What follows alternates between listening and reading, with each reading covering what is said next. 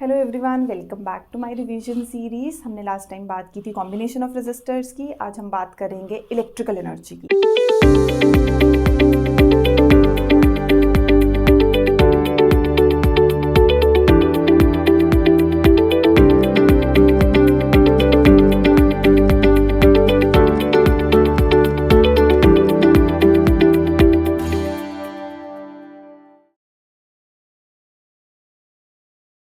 Electrical energy क्या है? तो अगर हम देखें, हमारे पास एक कंडक्टर है। कंडक्टर में जब हमारे पास ये चार्ज पार्टिकल्स मूव करते हैं, इलेक्ट्रॉन्स फ्लो करते हैं, तो कंडक्टर भी कुछ रेजिस्टेंस ऑफर करता है to the flow of that charge particles. तो उसको रोकने के लिए, ताकि हमारे जो चार्ज पार्टिकल्स हैं वो स्मूथली फ्लो करें through the conductor, through the wire, उसके लिए जो एनर्जी पोजेस की जाती है वो एनर्जी है इलेक्ट्रिकल एनर्जी। तो हम बात कर रहे हैं इलेक्ट्रिकल एनर्जी की।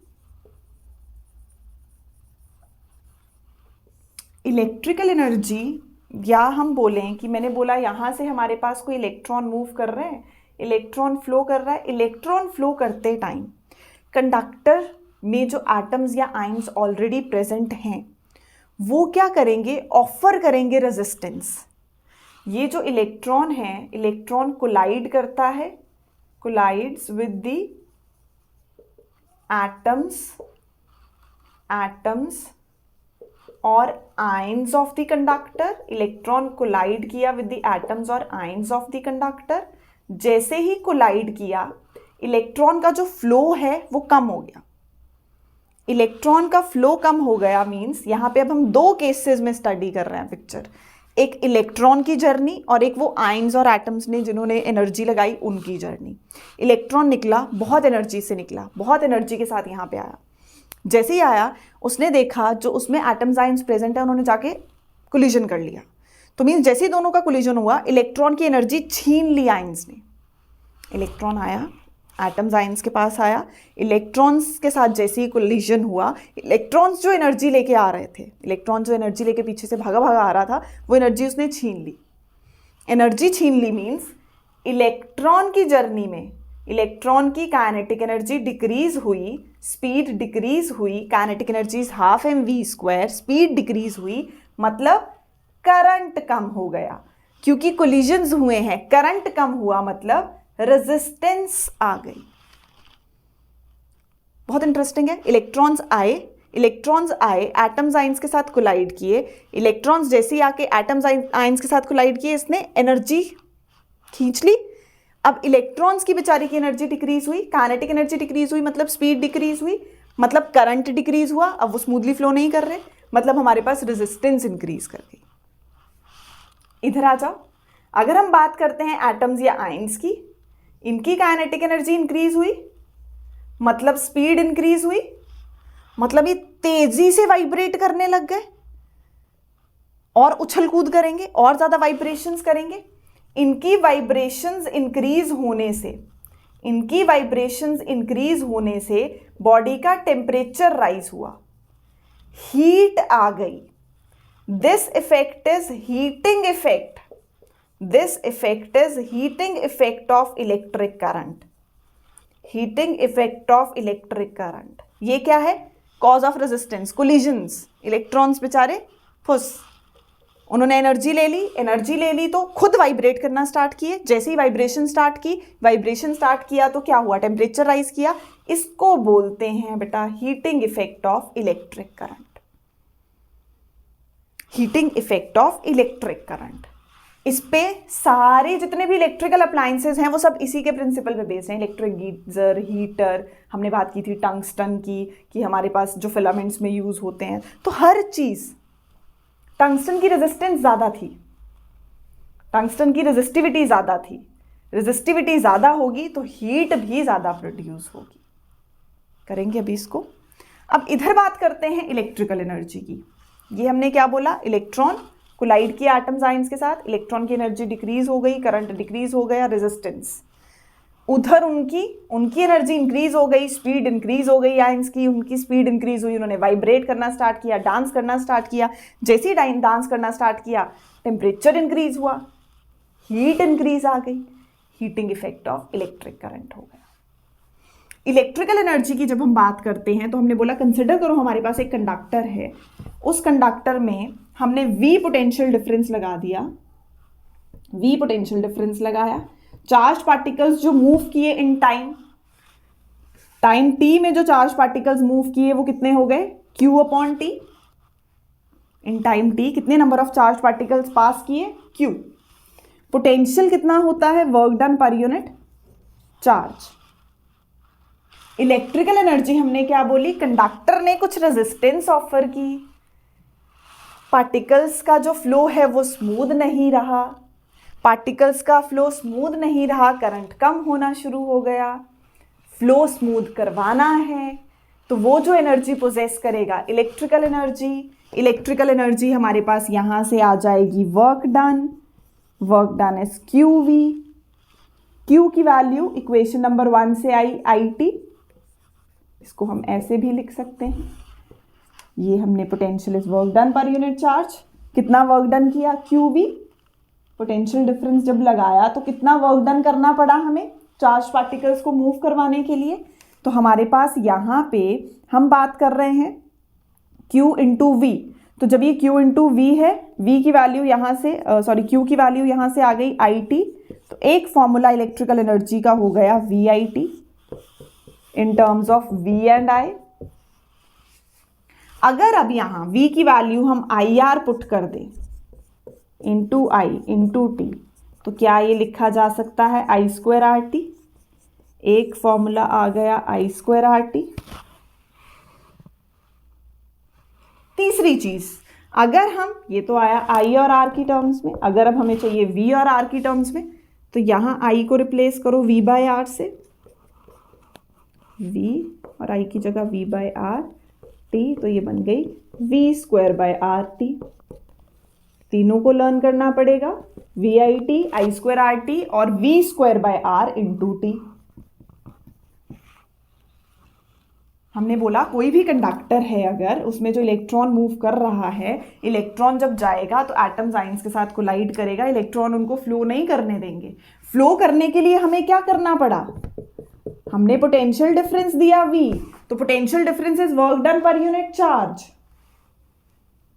तो work done per unit charge, work done आ गया QV। कितनी एनर्जी सप्लाई करनी पड़ी, पोजेस करनी पड़ी चार्ज पार्टिकल्स के फ्लो के लिए, इलेक्ट्रिकल एनर्जी। सेल में केमिकल एनर्जी होती है, कन्वर्ट होती है, इलेक्ट्रिकल बन जाती है, तो जो हम कंजम्पशन कर रहे हैं वो कौन सी है, इलेक्ट्रिकल एनर्जी है, डे टू डे लाइफ में जो यूज हो रही है। तो इसका मतलब हमने बोला कि कोई कंडक्टर था, उसमें इलेक्ट्रॉन इजीली मूव नहीं कर पा रहा था, उसको इजीली मूव करवाने के लिए हमने क्या किया, हमने बोला कि चलो वर्क डन करवाते हैं, तो W आ गया QV। अब हमने उनको 3 ओम्स लॉ यूज करके 3 इक्वेशंस की टर्म्स में लिख लिया, VIT, I² RT, V²/R into T। तो ये हमारे पास एनर्जी के 3 फॉर्मूले आ गए। सिमिलरली अब हमें अगर करना हो इलेक्ट्रिकल पावर, तो इलेक्ट्रिकल पावर कितनी हो जाएगी, rate of doing electrical work. 9th class में पार करते थे ना, रेट ऑफ डूइंग वर्क, यहां है इलेक्ट्रिकल, तो rate of doing electrical work, rate of doing electrical work, तो पावर कितनी आ गई, वर्क डन अपॉन टाइम। तो अगर हम एक बार VIT लें तो फॉर्मूला आ गया VI, अगर हम एक बार I² RT लें तो फॉर्मूला आ गया I²R, अगर हम एक बार ये वाला ले लें V²/RT तो ये आ गया V²/R। अगर आपको पैरेलल कॉम्बिनेशन गिवन है और उसमें पावर कैलकुलेट करनी है, पैरेलल में क्या कांस्टेंट होता है, पैरेलल में पोटेंशियल डिफरेंस कांस्टेंट, तो हम इस फॉर्मूला को अप्लाई करते हैं। V कांस्टेंट रहता है थ्रू आउट, रेजिस्टेंस गिवन है तो निकल जाएगा। अगर हम बात कर रहे हैं सीरीज कॉम्बिनेशन की, सीरीज में करंट सेम रहता है, तो हम बात करेंगे I²R, current same, resistance given है तो I²R लगा दो। सीरीज में हमारे पास I कांस्टेंट, पैरेलल में हमारे पास V कांस्टेंट। पैरेलल के लिए जो पावर है वो inversely proportional to R, series के लिए हो गई डायरेक्टली प्रोपोर्शनल टू R।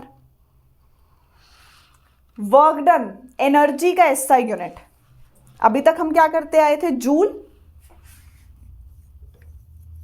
यही बोला है हमने।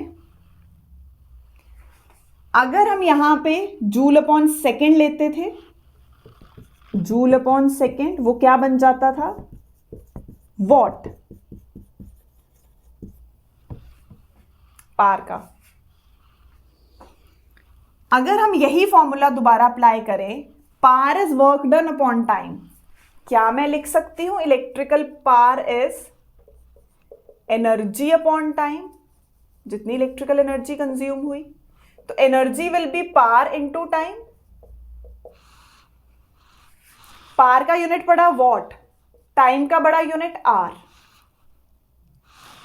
हम जो इलेक्ट्रिसिटी का बिल पे करते हैं वो यूनिट्स में आता है, किलो वॉट आर, जिसको 1 यूनिट बोला जाता है,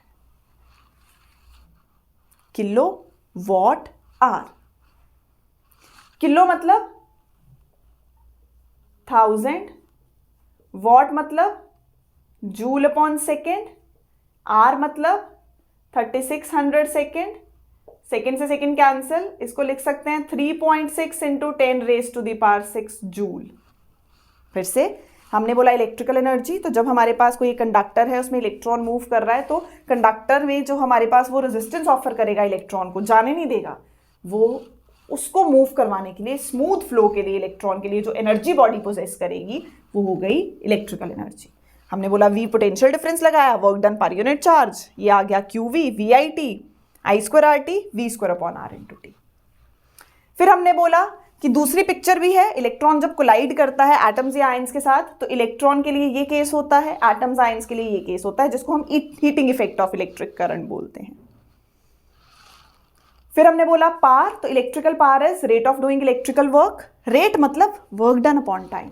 तो वर्क डन के 3 फॉर्मूले, इलेक्ट्रिकल एनर्जी के 3 फॉर्मूले, तीनों को डिवाइड कर दो टाइम से, तो ये आ गया SI यूनिट वॉट। हमने एक नया डिफाइन किया, energy is power into time, kilowatt are.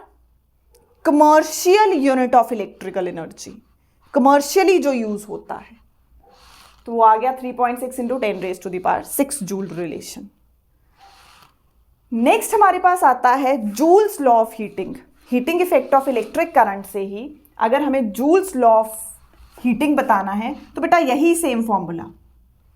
Joules ने क्या बोला, जूल्स ने बोला हमारे पास जो हीट है, जूल्स लॉ ऑफ हीटिंग के according, Joule's law of heating, तो जूल्स लॉ ऑफ हीट में जूल्स ने बोला जो हीट है that is directly proportional to square of the current, जितना करंट ज्यादा उतनी हीट प्रोड्यूस ज्यादा, जितनी रेजिस्टेंस ज्यादा उतनी हीट प्रोड्यूस्ड ज्यादा। फिर बोला H is directly proportional to T, जितना टाइम के लिए आप यूज करते हो कोई चीज, कोई भी इलेक्ट्रिकल अप्लायंस, वो गर्म हो जाता है, तो उतनी हीट ज्यादा। कंबाइन किया I²RT, SI यूनिट्स में कांस्टेंट की वैल्यू 1 हो जाती है, तो फॉर्मूला बन जाता है H is equal to I²RT। Calorie में भी मेजर करते हैं, तो हीट आ गई I²RT। यह है जूल्स लॉ ऑफ हीटिंग कि कितनी हीट डिसिपेटेड होगी। आप कोई चीज यूज कर रहे हो तो कुछ ना कुछ एनर्जी वेस्ट भी तो होती है हीट में, वो जो हीट डिसिपेशन होती है, एनर्जी डिसिपेटेड होती है, that is directly proportional to square of the current, directly proportional to resistance, directly proportional to time. तीनों को कंबाइन किया, ये होता क्यों है, ये इसकी वजह से आ गया हमारे पास ये effect, joules law of heating. चलिए बेटू, ओके, बाय।